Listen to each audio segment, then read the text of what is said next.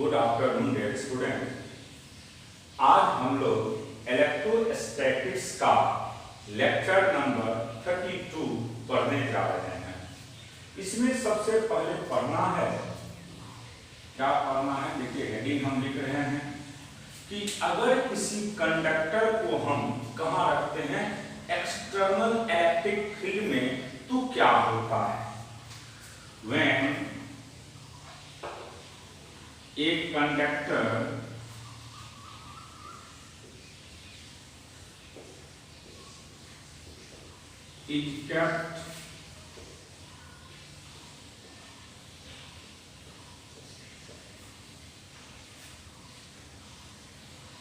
a conductor is kept in any external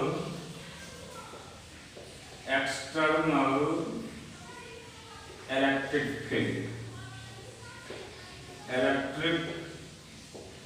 field, हम किसी conductor को किसी एक्सटर्नल इलेक्ट्रिक फील्ड में रखते हैं। देखिए क्या होगा, ये एक कंडक्टर है। अब देखिए ये आपका एक्सटर्नल इलेक्ट्रिक फील्ड है E, ये एक्सटर्नल इलेक्ट्रिक फील्ड है, देख रहे हैं यहाँ पे, ये भी एक्सटर्नल इलेक्ट्रिक फील्ड है। अब देखिए होता क्या है, इसको समझना होगा। ये एक कंडक्टर है, अंदर में जो आप देख रहे हैं ये क्या है, कंडक्टर। अब देखिए होता क्या है, आप जानते हैं कि कंडक्टर के अंदर में फ्री इलेक्ट्रॉन होते हैं। ये कंडक्टर है, इसके अंदर में हमेशा फ्री इलेक्ट्रॉन होता है। और आप जानते हैं कि इलेक्ट्रॉन पे नेगेटिव चार्ज होता है, ये भी जानते हैं। अगर हम आपको ये पढ़ा चुके हैं कि अगर इलेक्ट्रिक लाइंस के डायरेक्शन में चलते हैं तो पोटेंशियल डिक्रीज होता है। अब ये समझना है आपको कि ये तो एक्सटर्नल इलेक्ट्रिक फील्ड है, ई एक्सटर्नल, EXT का मतलब एक्सटर्नल होता है। अब यहाँ पे इधर का पोटेंशियल ज्यादा होगा और इधर का कम होगा।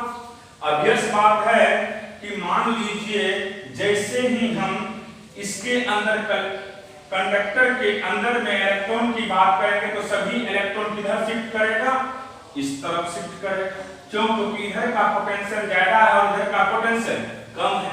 तो आप जानते हैं कि जिधर इलेक्ट्रॉन जाते हैं वहां पे कौन सा चार्ज अपियर होगा, नेगेटिव चार्ज अपियर होगा। और जहां से निकलता है वहां पे कौन सा चार्ज अपियर होगा, पॉजिटिव चार्ज अपियर होगा। तो एक तरफ आप देख रहे हैं कि इधर नेगेटिव चार्ज है और इधर कौन सा चार्ज है, पॉजिटिव। क्यों हुआ ऐसा, एक बार फिर सुन लीजिए लास्ट बार। ये कंडक्टर है और कंडक्टर के अंदर में फ्री इलेक्ट्रॉन होते हैं। इधर का पोटेंशियल ज्यादा है और इधर का पोटेंशियल कम है। ये सभी इलेक्ट्रॉन इस पोर्शन पे आएंगे।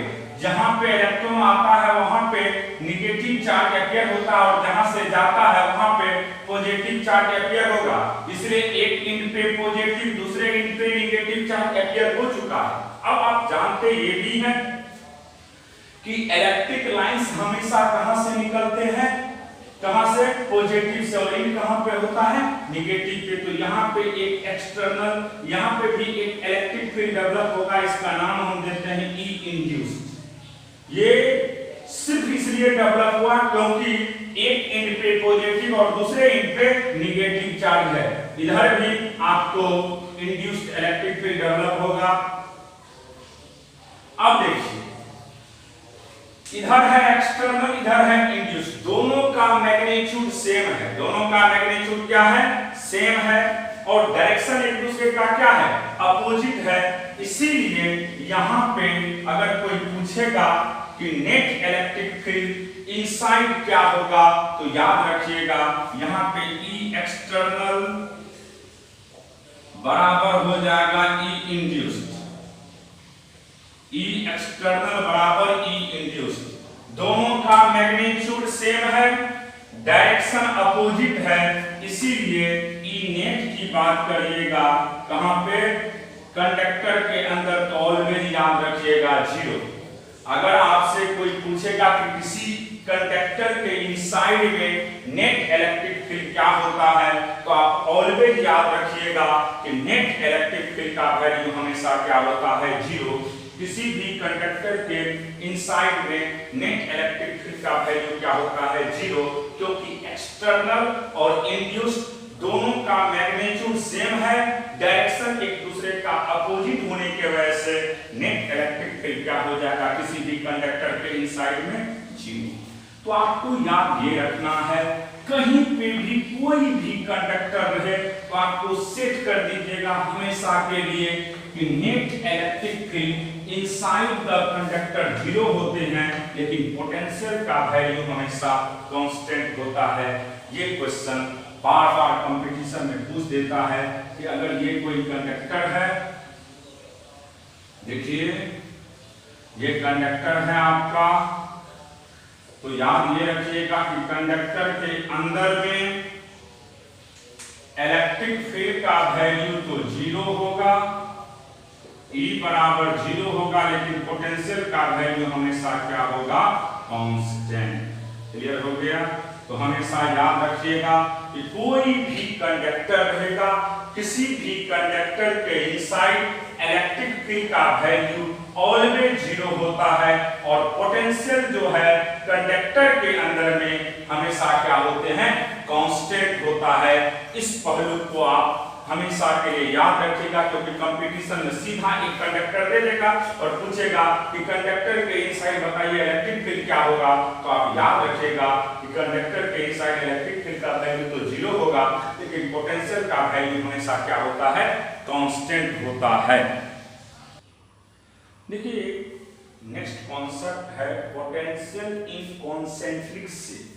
तो सबसे पहले कॉन्सेंट्रिक का मतलब होता क्या है, इसको भी समझिए।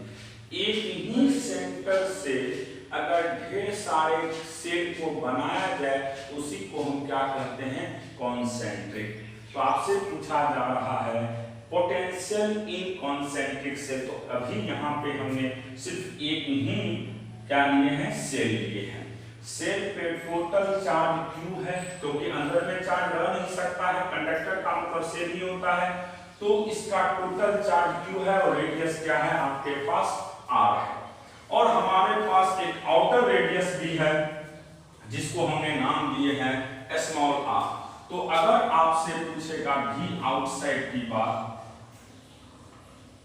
आउटसाइड, तो इसका सिंपल फार्मूला होता है KQ बाय बीच का सेपरेशन। तो देखिए आउटसाइड में सेंटर पॉइंट से इस पॉइंट का डिस्टेंस क्या है, स्मॉल r है, तो स्मॉल r लिखिएगा, और इसका वैल्यू हमेशा क्या होगा, वेरिएबल।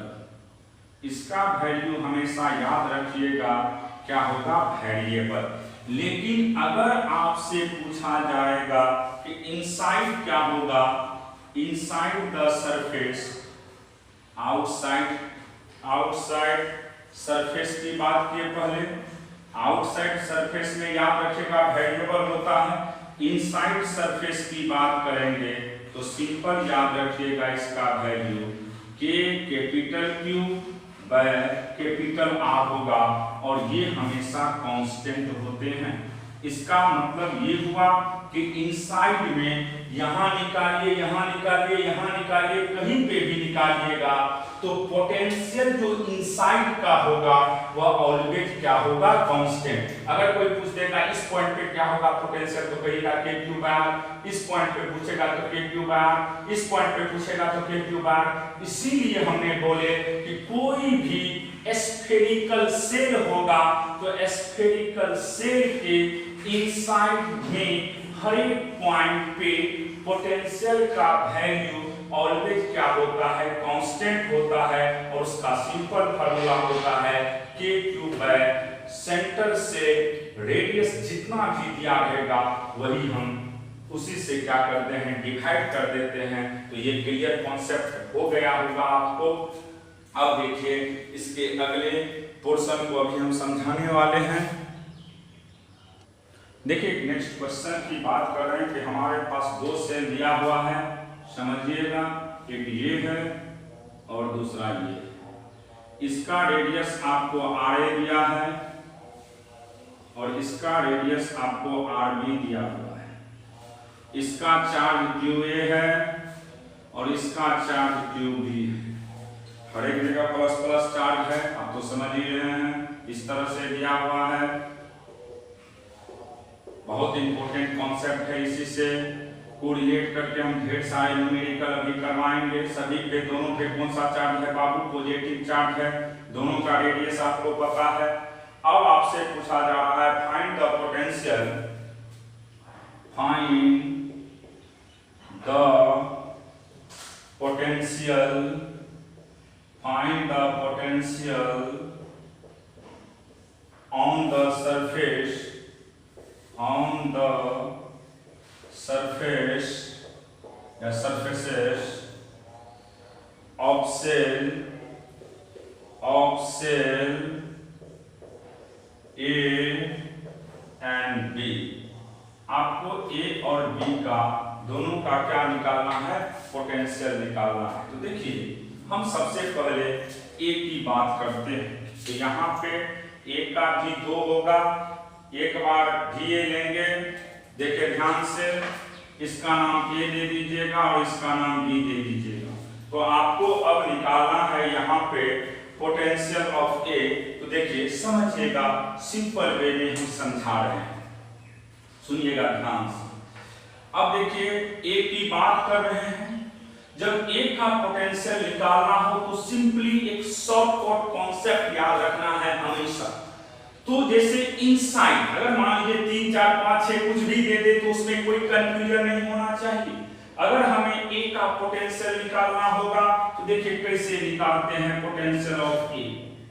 इसका सिंपल फार्मूला होता है कि जिसका निकालना है उसका चार्ज व उसका रेडियस, फिर K QB व रेडियस ऑफ RB। इसको समझ लीजिए अच्छा से। उसे लंबा चौड़ा कोई बना भी सकते हैं, लेकिन आप सिंपली याद रखिएगा कि अगर इनसाइड का पोटेंशियल निकालना हो तो सभी का चार्ज व सभी का रेडियस, सभी का चार्ज व सभी का रेडियस। जैसे हम VA की बात कर रहे हैं तो QA KQ, ये तो कांस्टेंट है, KQA by R है। और QB की बात किए मान लीजिए तो KQB by RB। तो सिंपल अगर A का पोटेंशियल इनसाइड की बात करें तो सभी का चार्ज व सभी का रेडियस। लेकिन जैसे ही हम B पे पहुंचेंगे, ध्यान से सुनिएगा, पोटेंशियल ऑफ B की बात कर रहे हैं। तो अब देखिए जब B की बात करेंगे तो QA तो लेंगे ही, लेकिन रेडियस कहां से स्टार्ट करेंगे? B से। K QB अब रेडियस RB। तो सिंपल याद रखना है आपको कि इनसाइड अगर निकालना हो तो उसके आउटर का चार्ज लीजिएगा, आउटर का रेडियस लीजिएगा। लेकिन अगर आउटर निकालना है तो चार्ज तो जितने भी बॉडी है सभी का लेंगे, लेकिन रेडियस सिर्फ आउटर का ही लेंगे। जैसे मान लीजिए आपके पास तीसरा हम यहाँ पे दे रहे हैं स्फीयर, 3 मान लीजिए कॉन्सेंट्रिक स्फीयर है और पोटेंशियल हमको निकालना है। तो कैसे निकालेंगे उसी को अब हम समझाने वाले हैं। देखिए नेक्स्ट कॉन्सेप्ट, मान लीजिए मेरे पास 3 कॉन्सेंट्रिक स्फीयर है। एक ये है A, ये है B और ये है आपके पास C। आपके पास 3 कॉन्सेंट्रिक स्फीयर है। अब देखिए ये सेंटर है इसका, ये सेंटर हो गया, इसका रेडियस RA, इसका रेडियस RB और इसका रेडियस RC, तीनों हो गया। अब इसका चार्ज मान लीजिए इस पे चार्ज QA है, इस पे चार्ज QB है और इसका चार्ज QC है। ये आपका A है, ये B है और ये C है।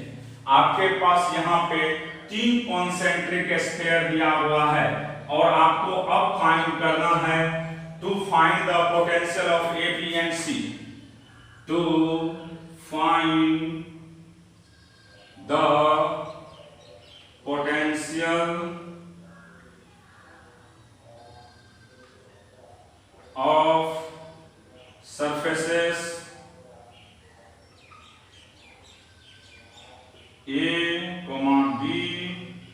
And C.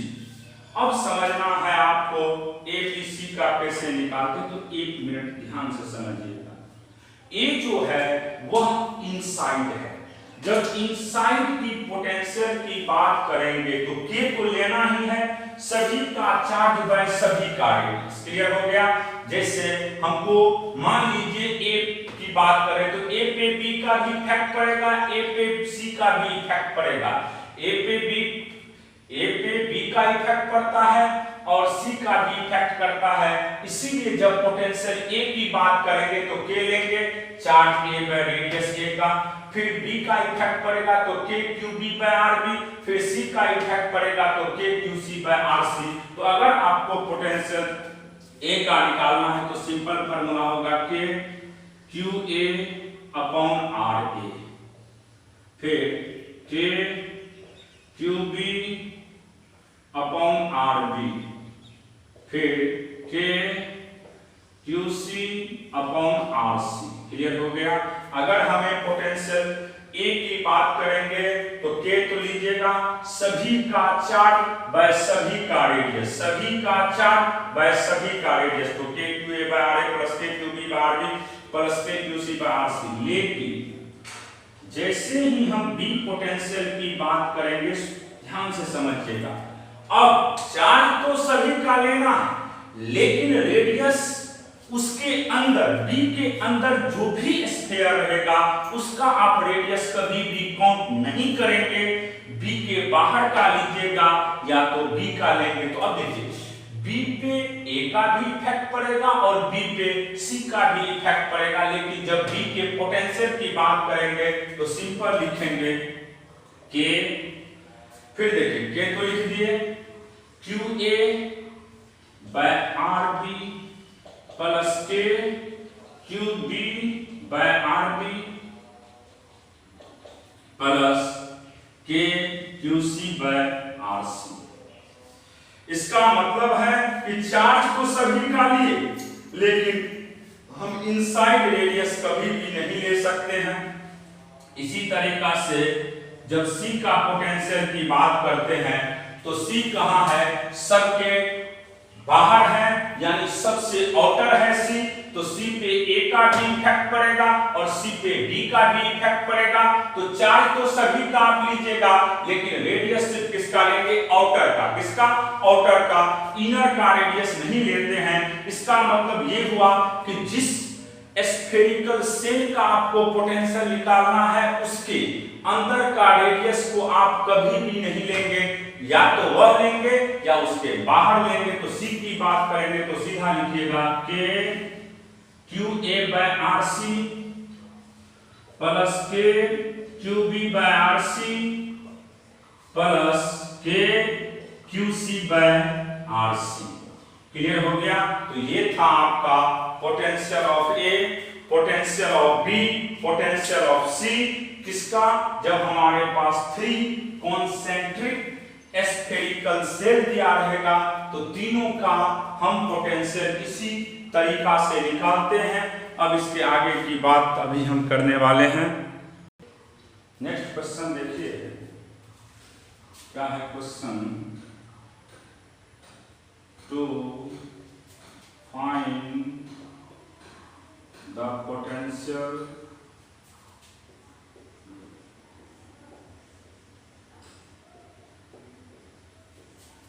of surfaces A, B and C, A, B and C। देखिए आपके पास यही दिया है, तीनों कॉन्सेंट्रिक है। एक ये हो गया, एक ये हो गया और एक ये हो गया। अब देखिए इसका रेडियस मान लीजिए r है, इसका रेडियस 2r है, इसका रेडियस 2r है और इसका रेडियस आपको 3r है। ये a हो गया, ये b हो गया और ये c हो गया। a का रेडियस r, b का रेडियस 2r और c का रेडियस 3r है। इसका चार्ज qa है, q है, इसका 2q है इसका 2q है और इसका 4q है। क्लियर हो गया आपको। अब यहाँ पे आपको दिखाई दे रहा है कि मेरे पास 3 कॉन्सेंट्रिक स्फीयर है A, B and C। A पे चार्ज Q है, B पे चार्ज 2Q है और C पे चार्ज 4Q है। तो आपसे पूछा जा रहा है कि क्या होगा पोटेंशियल किसका किसका A का। तो अब आपको समझना होगा जब हम पोटेंशियल A की बात करेंगे तो A पे B का भी इफेक्ट पड़ेगा और A पे C का भी इफेक्ट पड़ेगा। लेकिन आपको अभी हमने बताया कि अगर इनसाइड यानी A जो है सबसे अंदर है, तो जब A का पोटेंशियल की बात करेंगे तो ध्यान में यही रखना है कि जब सबसे अंदर के पोटेंशियल को देखेंगे तो K सभी का चार्ज, K इंटू सभी का चार्ज बाय सभी का रेडियस। इसका मतलब अगर हमें पोटेंशियल A का निकालना है तो सिंपल लिखेंगे K charge of A by radius of A, K charge of B by radius of B, K charge of C by radius of C। Clear हो गया। अगर हमें इनसाइड का पोटेंशियल लेना है तो K सभी का चार्ज तो K3 बाय R, फिर K2Q बाय 2R, फिर K4Q बाय 3R। लेकिन जब B की बात करेंगे तो ध्यान से समझिएगा, B किसके अंदर है? A के अंदर है और B को जब देखिएगा तो वह A के अंदर है, सॉरी B के अंदर में कौन है? A। B के अंदर में कौन है? A है। इसका मतलब हम A का रेडियस नहीं लेंगे, लेंगे किसका रेडियस? B का लेंगे और C का लेंगे। चार्ज तो सभी का लीजिएगा लेकिन रेडियस हम कभी भी इनसाइड नहीं ले सकते हैं। तो इसका मतलब जब B का पोटेंशियल की बात करेंगे तो रेडियस कभी भी आप A का नहीं ले सकते हैं। तो आप लीजिएगा कैसे? तो KQ रेडियस 2R, फिर K2Q बाय 2R, फिर K4Q बाय 3R। इसी तरीका से जब हम C की बात करेंगे तो समझिएगा C A और B दोनों के आउटसाइड है, यानी C सबके आउटसाइड है। इसका मतलब है जब C का पोटेंशियल की बात करेंगे ना तो रेडियस A का लेंगे ना ही रेडियस B का लेंगे। यहाँ पे सिर्फ रेडियस किसका यूज होगा? C का, और चार्ज सभी का लेंगे। तो यहाँ पे लिखेंगे KQ upon 3R, K2Q bye 3R, फिर इसी तरीका से K4Q बाय 3R। तो क्लियर हो गया। जब भी पोटेंशियल पूछेगा कंसेंट्रिक का तो अगर सबसे इनर का पूछेगा तो K सभी का चार्ज बाय सभी का रेडियस। लेकिन जैसे ही मान लीजिए B का पूछेगा तो B के अंदर में A है, एक अंदर वाले को नहीं लेना है, या तो उसको लीजिएगा या उसके बाहर वाले को लीजिएगा। जब C की बात करेंगे तो C के अंदर में 2 है, कौन कौन है बाबू? A और B है। तो अंदर का रेडियस नहीं लेते हैं तो हम सिर्फ उसमें C में सिर्फ किसका रेडियस लेंगे? C का रेडियस लेकर के ही क्वेश्चन को सॉल्व कर सकते हैं। तो ये था आपको potential of A, potential of B, potential of C, potential of A, potential of B, potential of C। देखिए अब हम नेक्स्ट हेडिंग अर्थिंग की बात कर रहे हैं।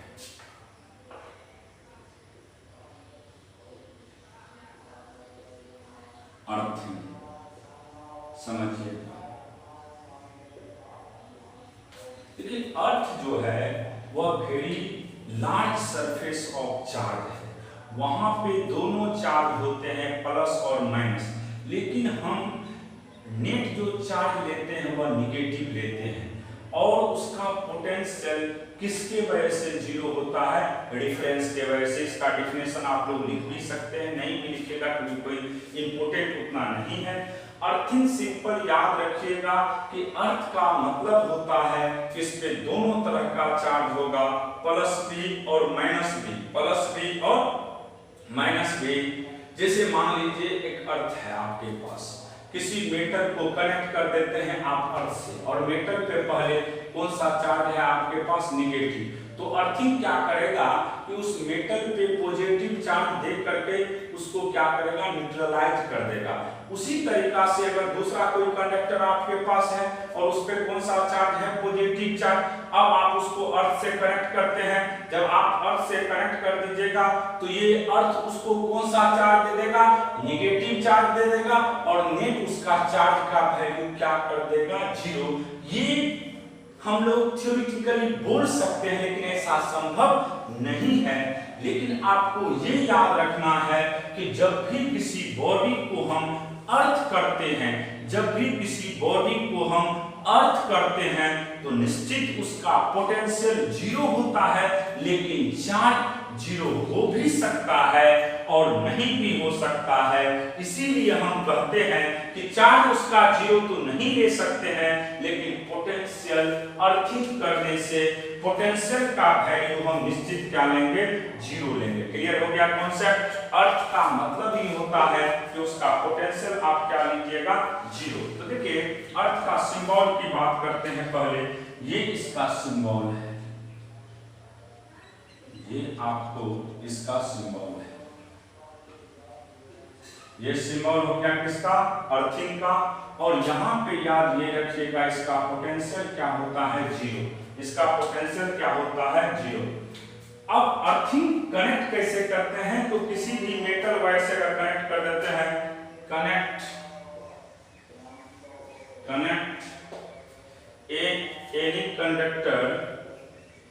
एनी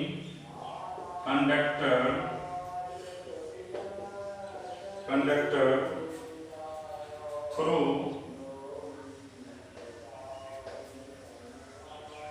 मेटल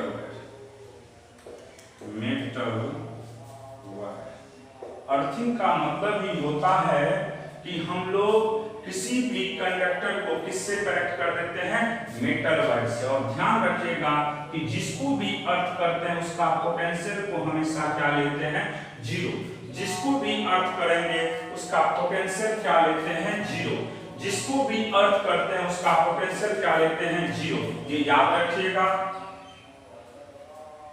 लेकिन चार्ज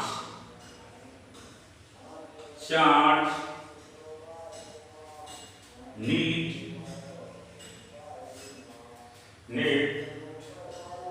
not be 0। लेकिन चार्ज कोई जरूरी नहीं है कि 0 होगा, लेकिन पोटेंशियल उसका निश्चित क्या होगा, 0 होगा। क्लियर हो गया कॉन्सेप्ट। याद यही रखिएगा कि अर्थ जो है वह बहुत बड़ा चार्ज का भंडार होता है। जिस किसी मेटेलिक बॉडी को हम अर्थ से कनेक्ट करेंगे उसका पोटेंशियल हमेशा क्या हो जाएगा, 0। लेकिन चार्ज 0 नहीं होगा। क्या 0 हो जाएगा, सिर्फ उसका पोटेंशियल हम 0 लेंगे, लेकिन चार्ज उसका 0 नहीं होगा। इस पे एक क्वेश्चन दे रहे हैं एग्जाम्पल के रूप में। देखिए यहाँ पे एग्जाम्पल क्या हम दे रहे हैं, फॉर एग्जाम्पल अर्थिंग पे क्वेश्चन दे रहे हैं। देखिए आपके पास 3 कंसेंट्रिक स्फीयर है, ए बी सी। इसका रेडियस आपके पास r है, ये हो गया आपका 2r और ये हो गया आपको 3r। ये हो गया रेडियस। इस पे चार्ज q है, इस पे 2q है, और इसको हम क्या कर दिए हैं, अर्थिंग कर दिए। ये A है, ये B है और ये C है।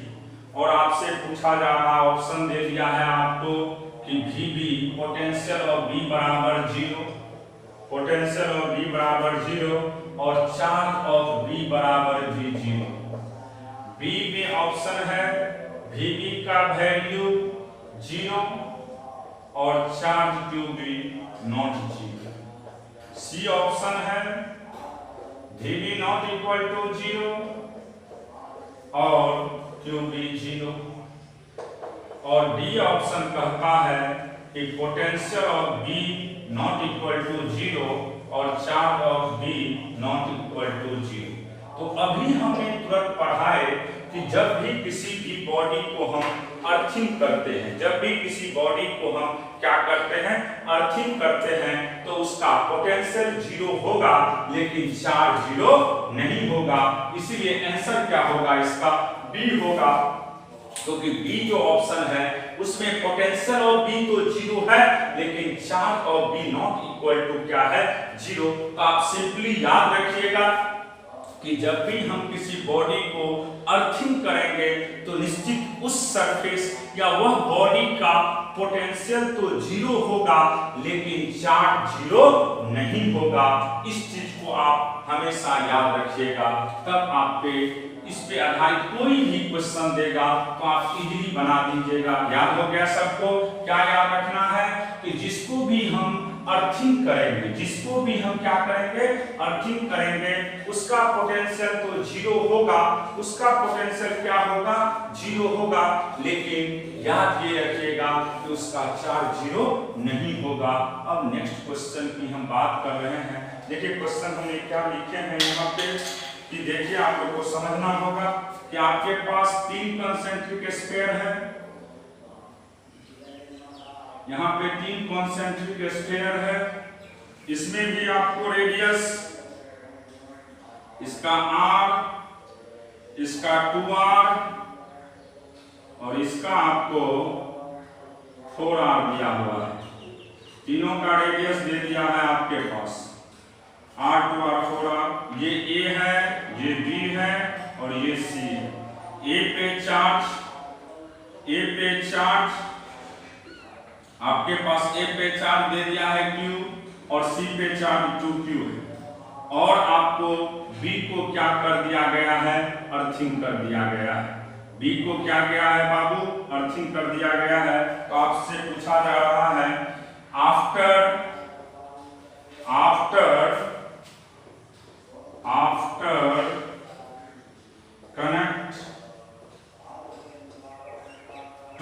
connect to earth of cell B, then find the charge on B। आपको चार्ज किस पे निकालना है, B पे। पहला ऑप्शन आपके पास -2q, दूसरा ऑप्शन -4q, तीसरा ऑप्शन आपके पास -6q और चौथा ऑप्शन आपके पास -8q, ये दिया हुआ है। देखिए ध्यान से समझना है आपको। यहाँ पे क्वेश्चन 3 कॉन्सेंट्रिक स्फीयर है ए बी और सी, ए का रेडियस r, B का रेडियस 2r और C का रेडियस 4r दिया है। A और C पे चार्ज दे चुका है आपको, A पे चार्ज Q है और C पे चार्ज 2Q है, और B को क्या किया गया है, अर्थिंग। अब अभी तुरंत हमने पढ़ा है कि जिसको भी अर्थ करते हैं उसका पोटेंशियल 0 होता है लेकिन चार्ज 0 नहीं होता है। तो मान लेते हैं कि B पे चार्ज आपके पास क्या है, Q डैश, ये मान लीजिए। ये किसका चार्ज है, B सरफेस पे, क्योंकि अभी तुरंत हमने पढ़ा है कि जिसको भी अर्थिंग किया जाएगा उसका पोटेंशियल तो 0 होगा लेकिन चार्ज 0 नहीं होगा। तो हमने मान लिए हैं कि B को अर्थिंग किए हैं, इसीलिए B के आउटर पे चार्ज क्या है, Q डैश है। B के आउटर पे हमने क्या मान लिए हैं, चार्ज Q डैश माने हैं। अब देखिए ध्यान से, अर्थिंग किसको किए हैं, B को। तो आप जानते हैं जिसको भी अर्थ करते हैं उसका पोटेंशियल हमेशा क्या लेते हैं हम लोग, 0। इसका मतलब है यहाँ लिख सकते हैं कि पोटेंशियल ऑफ B का वैल्यू क्या होगा, आपको 0। पोटेंशियल ऑफ B क्या हो जाएगा, 0। पोटेंशियल ऑफ B आपको हमेशा 0 होगा। अब आप पोटेंशियल B निकालने का तरीका लिखा चुके हैं, तो देखिए पोटेंशियल B कैसे निकालेंगे, समझना है। B के अंदर में कौन है, A, तो A का सिर्फ चार्ज लीजिएगा लेकिन रेडियस किसका लीजिएगा, B का ही। तो यहाँ पे ध्यान में रखिएगा B का पोटेंशियल जब निकालेंगे तो K चार्ज ऑफ A, लेकिन रेडियस किसका लेंगे बाबू, B का, तो 2r। फिर इसी तरीका से K चार्ज इसका Q डैश माने हैं, बाय 2r। फिर इसी तरीका से K और उसका चार्ज हमने क्या मान लिए हैं 2q। अब बाय रेडियस आउटर का रेडियस भी लीजिएगा, चार्ज भी लीजिएगा। क्लियर हो गया? 4r कितना है आपके पास 4r। अब अर्थिंग किए हैं तो निश्चित है अर्थ करते ही इसका पोटेंशियल क्या हो जाएगा आपको 0। जब भी अर्थिंग करते हैं तो पोटेंशियल क्या लेते हैं 0। इसमें कॉमन ले लीजिए आप लोग, k बाय r कॉमन ले लीजिए, तो k बाय r कॉमन लीजिएगा q/2 हो जाएगा, फिर q डैश बाय 2 होगा, फिर q/2 हो जाएगा। अब देखिए इसको डिवाइड मल्टीप्लाई करेगा, डिवाइड करेगा तो 0 हो जाएगा, q/2 तो q हो जाएगा प्लस q डैश बाय 2। अब करिएगा क्या, इसको इधर भेजिए तो माइनस q बराबर q डैश बाय 2, तो यहां से आपको q डैश का वैल्यू क्या निकल गया बाबू -2q। यही इसका आंसर हो गया। याद रखिएगा कैसे बनाए हमने, ध्यान में ये रखिएगा कि अगर आपके पास 3 4 5 6 कितनों हो, अगर कंसेंट्रिक स्फीयर दे दिया जाए और किसी को भी अर्थ कर दिया जाए, तो जिसको हम अर्थ करते हैं उसका पोटेंशियल को हमेशा क्या लेते हैं 0 लेते हैं, जिसको भी हम अर्थ करते हैं उसके पोटेंशियल को 0 लेते हैं, लेकिन उसका चार्ज 0 नहीं होगा। तो आप जिसको भी अर्थ करिएगा उसके पोटेंशियल को लिख दीजिएगा और पोटेंशियल का वैल्यू 0 के बराबर करिएगा, और जो भी वैल्यू कहेगा निकालने के लिए आप इसी तरीका से इजीली निकाल सकते हैं।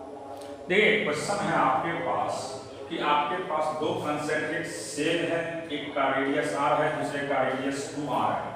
A जो है उसका चार्ज 2q है और B जो है उसका चार्ज 7q है। तो आपसे पूछा जा रहा है कि जब इस सेल को हम क्या करते हैं, एक वायर के थ्रू कनेक्ट कर देते हैं। अभी देखिए अभी ये कनेक्टेड नहीं है, तो आपसे पूछा जा रहा है जब कनेक्ट कर देंगे वायर के थ्रू, तब पूछा जा रहा है आपसे कि बताइए चार्ज क्या होगा सेल A पे और चार्ज क्या होगा सेल B पे। तो जैसे सिंपल समझते हैं आप, अगर मान लीजिए आपके पास दो टैंक है, एक में मान लीजिए 50 लीटर है और उसका लेयर थोड़ा ऊंचा है, दूसरा है उसका मान लीजिए लो लेयर है और उसमें 20 लीटर ही है, उसका हाइट भी कम है। तो आप क्या करते हैं, एक वायर के थ्रू एक पाइप के थ्रू अगर आप दोनों कंटेनर को कनेक्ट कर दीजिएगा तो निश्चित है जिसमें ज्यादा लेयर है उसका पानी कम लेयर वाले में जाएंगे। एक ऐसा टाइम आएगा जब दोनों का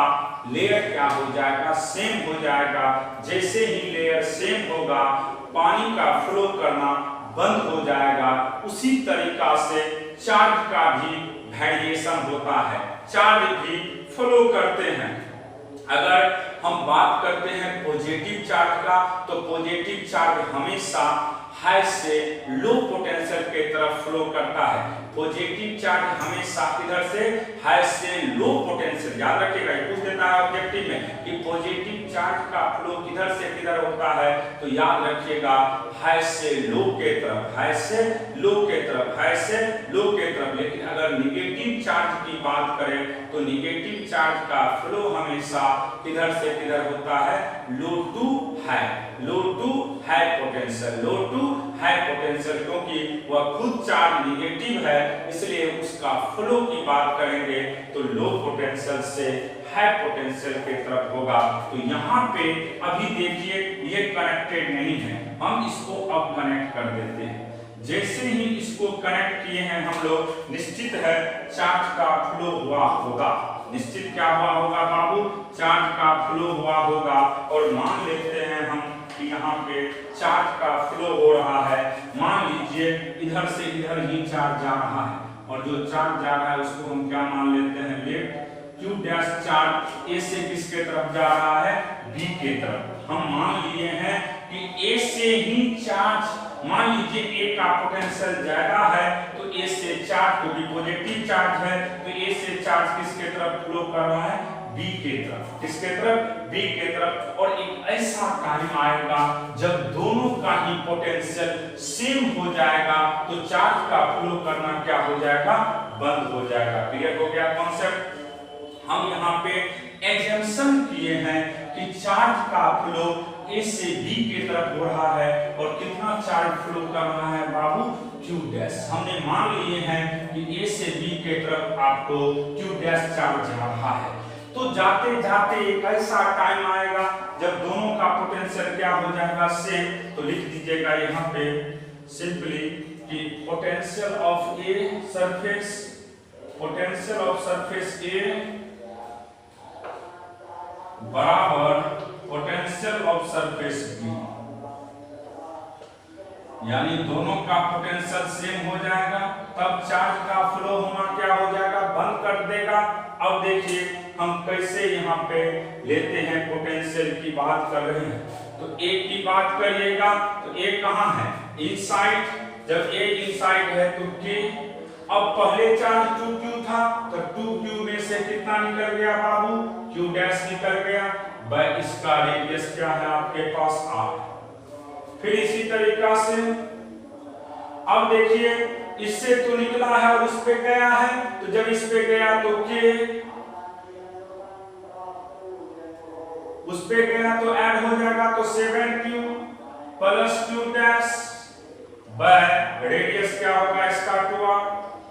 लेकिन जब b की बात करते हैं तो b कहाँ है, आउटसाइड है। b कहाँ है, आउटसाइड, तो रेडियस हम सिर्फ आउटसाइड का ही लेंगे।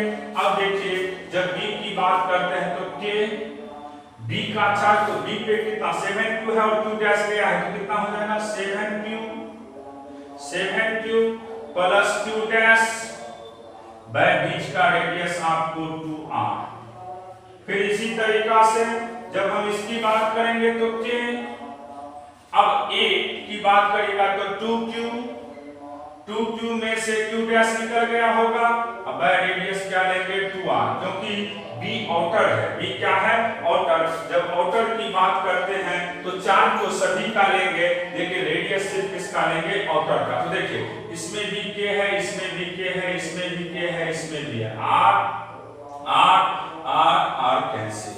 तो यहां से अब आपके पास बचा हुआ है value 2q minus q dash plus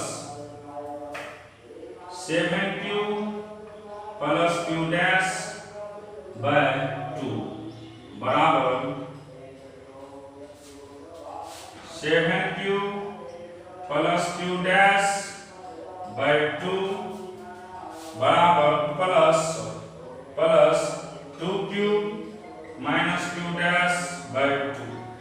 अब देखिए ये और ये कैंसिल, तो यहां से आप लिख सकते हैं, इसको क्रॉस मल्टीप्लिकेशन करिएगा तो 4q माइनस 2q डैश बराबर 2q माइनस q डैश।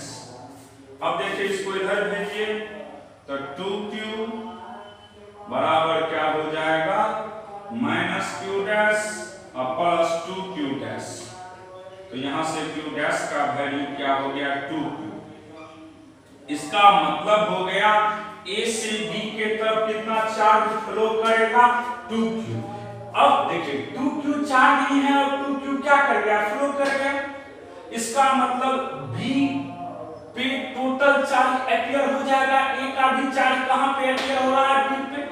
इसका मतलब समझिए, इसका मतलब ये हुआ कि अगर हमारे पास कितनों कंडक्टर दिया रहे और सभी को एक मेटेलिक वायर से कनेक्ट कर दिया जाए तो सभी का चार्ज कहां पे चला जाएगा, आउटर पे। कहां पे, आउटर पे। इसका मतलब जैसे देखिए आपके पास ए और बी दिया हुआ है, ए का चार्ज था बी का, लेकिन ए का चार्ज किस पे चला गया, टोटल का टोटल बी पे। तो आप याद ये रखिएगा कि अगर आपके पास डिफरेंट टाइप का सेल दिया रहे और सभी सेल को किससे कनेक्ट कर दिया जाए, एक वायर से कनेक्ट कर दिया जाए, तो सभी चार्ज कहां पे अपीयर होंगे, आउटर पार्ट पे। कहां पे, आउटर पार्ट पे। 3 4 5 कुछ भी दे और सबको किससे कनेक्ट कर दिया जाए, एक वायर से। इसका मतलब सभी कंडक्टर एक ही कंडक्टर के तरह काम करेंगे और जितना भी चार्ज है वह सभी चार्ज जो सबसे आउटर है उस पे अपियर हो जाएगा। तो क्लियर हो गया, हमने प्रूफ भी कर चुके हैं, किसी को कंफ्यूजन नहीं हो, क्योंकि जब भी मेटल से कनेक्ट करते हैं तो अंदर में चार्ज जीरो हो जाता है और ये चार्ज कहाँ पे पहुंच गया है, ऊपर में। इसलिए हमने अभी जस्ट पढ़ाए थे कि किसी भी कंडक्टर के अंदर में कोई भी चार्ज नहीं होते हैं, नेट चार्ज क्या हो जाता है, जीरो। इसका मतलब जो भी चार्ज होता है वो आउटर पार्ट पे होता है। तो इसीलिए इस बी के अंदर में ए था और ए का चार्ज कहाँ चला जाएगा, ऊपर चला जाएगा। तो ए पे चार्ज जीरो हो जाएगा आफ्टर कनेक्शन के बाद, और बी पे चार्ज 9Q होगा। तो क्लियर हो गया कॉन्सेप्ट कि अगर हम जब भी मेटल से कनेक्ट करते हैं तो सब चार्ज कहाँ चला जाता है, आउटर पे। कहाँ पे, आउटर पे। तो इस चीज को आप बढ़िया से याद रखिए।